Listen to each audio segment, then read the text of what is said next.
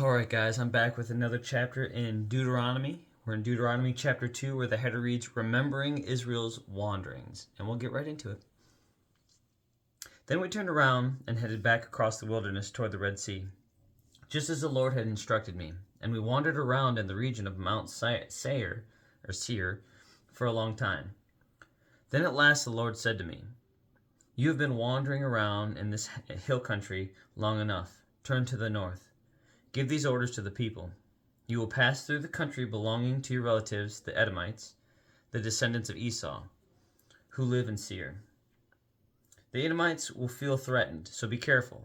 Do not bother them, for I gave them all the hill country around Mount Seir as their property, and I will not give you even 1 square foot of their land. If you need food to eat or water to drink, pay them for it. For the Lord your God has blessed you in everything you have done. He has watched your every step through this great wilderness. During these 40 years, the Lord your God has been with you, and you have lacked nothing. So we bypassed the territory of our relatives, the descendants of Esau, who live in Seir. We avoided the road through the Arabah valley that comes up from Eleth and Ezion-Geber. Then as we turned north along the desert route through Moab, the Lord warned us, Do not bother the Moabites, the descendants of Lot, or start a war with them. I have given them Ar as their property, and I will not give you any of their land. A race of giants called the Emites had once lived in the area of Ar. They were as strong and numerous and tall as the Anakites, another race of giants. Both the Emites and the Anakites are also known as the Rephaites, though the Moabites call them Emites. In earlier times, the Horites had lived in Seir, but they were driven out and displaced by the descendants of Esau, just as Israel drove out the people of Canaan when the Lord gave Israel their land. Moses continued, Then the Lord said to us, Get moving, cross the Zered brook. So we crossed the brook. 38 years passed from the time we first left Kadesh Barnea until we finally crossed the Zered brook. By then, all the men old enough to fight in battle had died in the wilderness, as the Lord had vowed would happen. The Lord struck them down until they had all been eliminated from the community. When all the men of fighting age had died, the Lord had said to me, Today we will cross the border of Moab at Ar, and enter the land of the Ammonites, the descendants of Lot. But do not bother them or start a war with them. I have given the land of Ammon to them as their property, and I will not give you any of their land. That area was once considered the land of the Rephaites, who had lived there, though the Ammonites call them Zamzamites. They were also as strong and numerous and tall as the Anakites, but the Lord destroyed them so the Ammonites could occupy their land. He had done the same for the descendants of Esau who lived in Seir. For he destroyed the Horites so they could settle there in their place. The descendants of Esau live there to this day. A similar thing happened when the Caphtorites from Crete invaded and destroyed the Avites, who had lived in villages in the area of Gaza. Moses continued, Then the Lord said, Now get moving. Cross the Arnon Gorge. Look, I will hand over to you Sihon the Amorite, king of Heshbon, and I will give you his land. Attack him and begin to occupy the land. Beginning today, I will make people throughout the earth terrified because of you. When they hear reports of you, they will tremble with dread and fear. Moses continued from the wilderness of Kedemoth. I sent ambassadors to King Sihon of Heshbon with this proposal of peace. Let us travel through your land. We will stay on the main road and won't turn off into the fields on either side. Sell us food to eat and water to drink, and we will pay for it. All we want is permission to pass through your land. The descendants of Esau who live in Seir allowed us to go through their country, and so did the Moabites who live in Ar.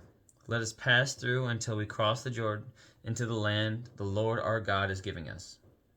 But King Sihon of Heshbon refused to allow us to pass through, because the Lord your God made Sihon stubborn and defiant so he could help you defeat him. as he has now done. Then the Lord said to me, Look, I have begun to hand King Sihon and his land over to you. Begin now to conquer and occupy his land. Then King Sihon declared a war on us and mobilized his forces at Jahaz.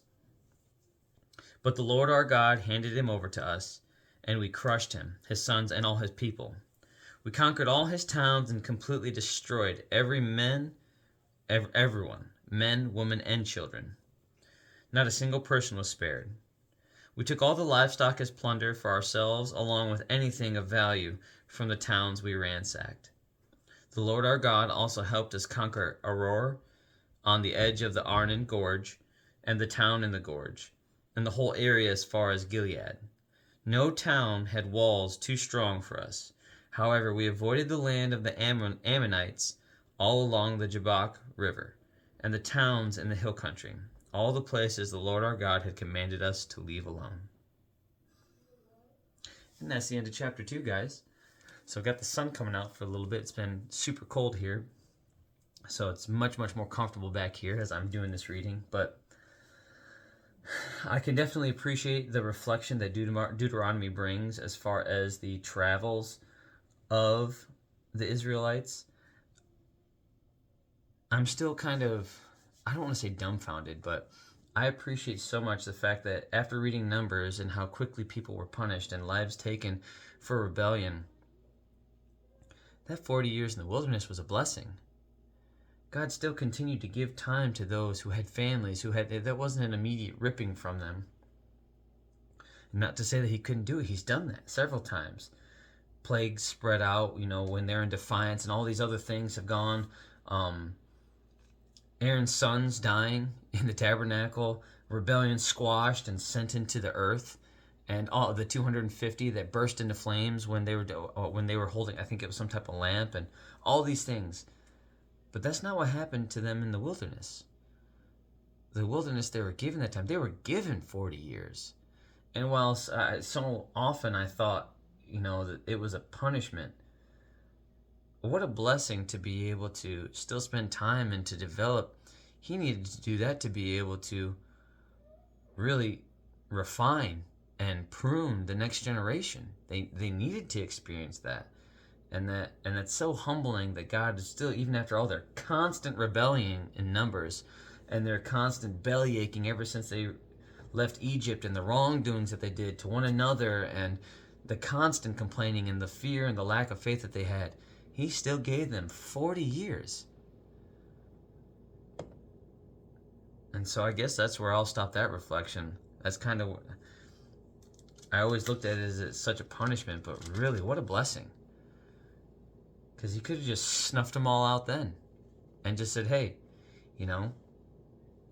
this generation's in charge now. We can't use you anymore. That wasn't it. That wasn't the expectation. That wasn't what was promised. He let them live for another 40 years and let them live out their days. I think that's seeing how they responded and how they acted and what was to come. That was such an act of grace and mercy that I guess I never really realized it until just now. But on that note, have a good night. God bless. I love you. Jesus loves you.